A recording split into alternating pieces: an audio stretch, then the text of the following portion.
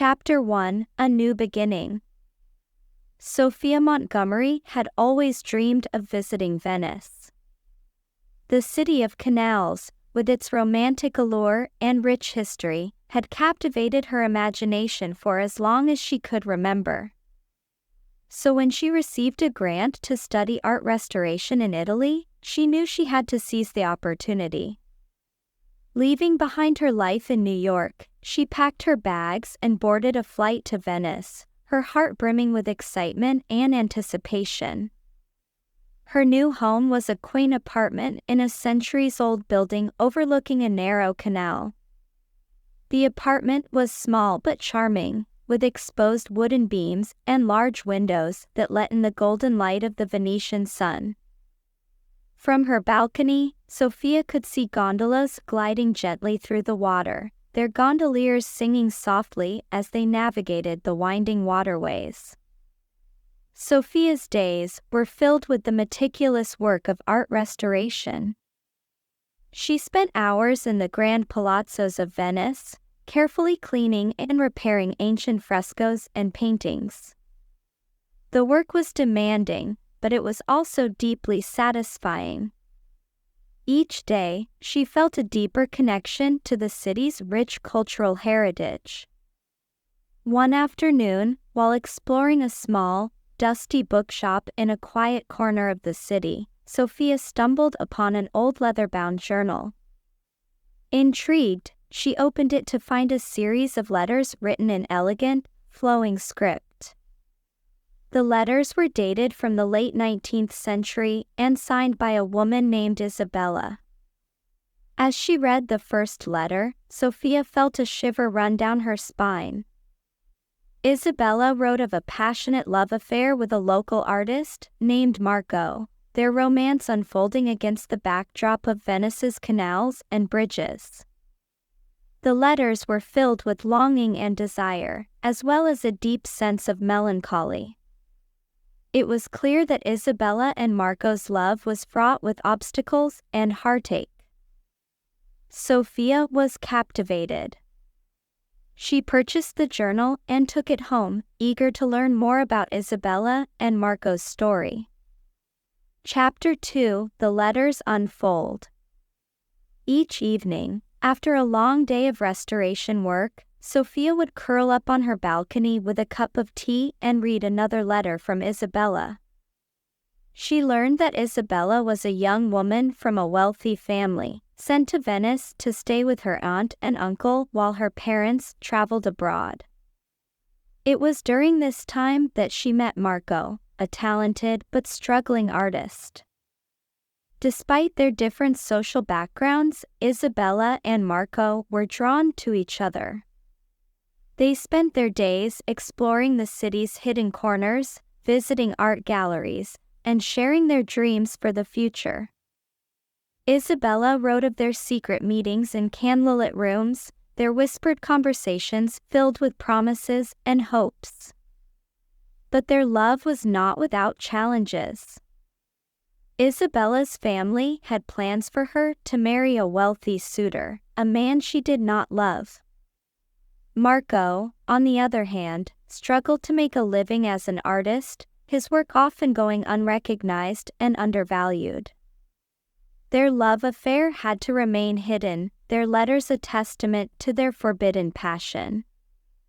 Sophia felt a growing sense of connection to Isabella. She admired her courage and determination to follow her heart, even in the face of societal expectations and familial pressure. The letters were a window into a world long gone, but the emotions they conveyed were timeless. One evening, as Sophia read the final letter in the journal, she felt a pang of sadness. Isabella wrote of her impending departure from Venice, her family's plans to marry her off to a wealthy suitor now set in motion. She and Marco had decided to run away together, their love too strong to be denied. But the letter ended abruptly, with no indication of whether they had succeeded or not. Sophia couldn't bear the thought of not knowing what happened to Isabella and Marco. Determined to uncover the rest of their story, she decided to investigate further. Chapter 3: The Search Begins. Sophia's quest to uncover the truth about Isabella and Marco led her to the city's archives and libraries. She pored over old documents and records, hoping to find some trace of their fate. She visited the places mentioned in Isabella's letters, trying to piece together the puzzle of their love story.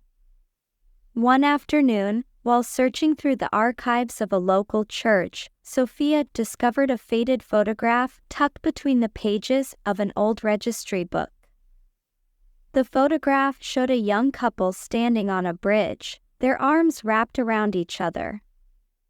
Sophia's heart raced as she recognized Isabella and Marco from the descriptions in the letters. The discovery gave Sophia hope. If the photograph existed, it meant that someone had taken the time to capture their love, even if only for a moment. She continued her search with renewed determination, reaching out to local historians and art experts for any information they might have. Her efforts eventually led her to an elderly woman named Signora Rossi, a respected art historian who had lived in Venice her entire life. When Sophia showed her the photograph and explained her quest, Signora Rossi's eyes lit up with recognition. "I know this couple," she said, her voice trembling with excitement. Isabella and Marco were famous in their time, though their story is not well known today. I have some old letters and documents that might help you. Sophia could hardly contain her excitement as Signora Rossi led her to a dusty attic filled with boxes of old papers and photographs. Together, they sifted through the contents, uncovering more letters, sketches, and even a few paintings that Marco had created. As they worked, Signora Rossi shared what she knew about Isabella and Marco. After they ran away together, they lived a modest but happy life in a small village outside of Venice. Marco's talent was eventually recognized, and he became a successful artist. Isabella supported him in every way, their love a source of inspiration for his work. Sophia felt a sense of relief and joy knowing that Isabella and Marco had found happiness together. But she also felt a deep sense of gratitude for the opportunity to uncover and share their story. Chapter 4: A New Inspiration. With the help of Signora Rossi, Sophia decided to curate an exhibition dedicated to Isabella and Marco's love story. She wanted to honor their memory and share their passion with the world. The exhibition would feature Marco's paintings, Isabella's letters, and the various artifacts they had uncovered during their search. As she prepared for the exhibition, Sophia felt a renewed sense of purpose. Isabella and Marco's love story had inspired her in ways she hadn't expected. It reminded her of the power of love, art, and the courage to follow one's heart. The night of the exhibition opening, the gallery was filled with people eager to learn about Isabella and Marco's story. Sophia stood by the entrance, greeting guests and sharing the story behind the exhibition. As she moved through the crowd, she felt a sense of pride and fulfillment. Among the guests was a tall, handsome man with dark hair and piercing blue eyes. He introduced himself as Luca, an art critic and historian. They struck up a conversation, and Sophia found herself captivated by his intelligence and charm. "I've heard a lot about your work," Luca said, admiring one of Marco's paintings. "You've done an incredible job bringing their story to life." "Thank you," Sophia replied, her heart racing. "It's been a labor of love. Isabella and Marco's story has inspired me in so many ways. Luca smiled. I can see that. Their love story is truly remarkable. But I also see the passion and dedication you've brought to this project. It's inspiring. As the evening wore on, Sofia and Luca continued to talk, their connection growing stronger with each passing moment. They shared stories of their own experiences with art and history, finding common ground in their shared passions. Chapter 5: A New Love. In the weeks that followed, Sofia and Luca spent more time together. They explored Venice, visiting art galleries, museums, and the hidden corners of the city that had inspired Isabella and Marco. Their bond grew deeper, and Sofia felt a sense of happiness and fulfillment she hadn't known in a long time. Luca encouraged Sofia to continue her work as an art restorer and historian. He saw the passion and talent she possessed and believed in her potential to make a significant impact in the field. With his support, Sofia felt more confident and determined than ever before. One evening, as they stood on a bridge overlooking the Grand Canal, Luca took Sofia's hand. Sofia, you've brought so much joy and inspiration into my life, he said, his voice filled with emotion. I feel like I've found a kindred spirit in you. Sofia's heart swelled with happiness. I feel the same way, Luca. Meeting you has been a blessing. You've helped me see the world in new ways. Luca smiled, his eyes shining with love. I know we haven't known each other for long, but I can't imagine my life without you. Will you stay with me, Sofia? Will you be my partner in this journey? Tears filled Sofia's eyes as she nodded. Yes, Luca. I will. Chapter 6: A Journey Together.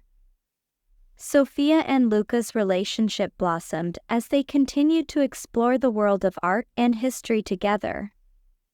They traveled to different cities, uncovering hidden stories and sharing their discoveries with others.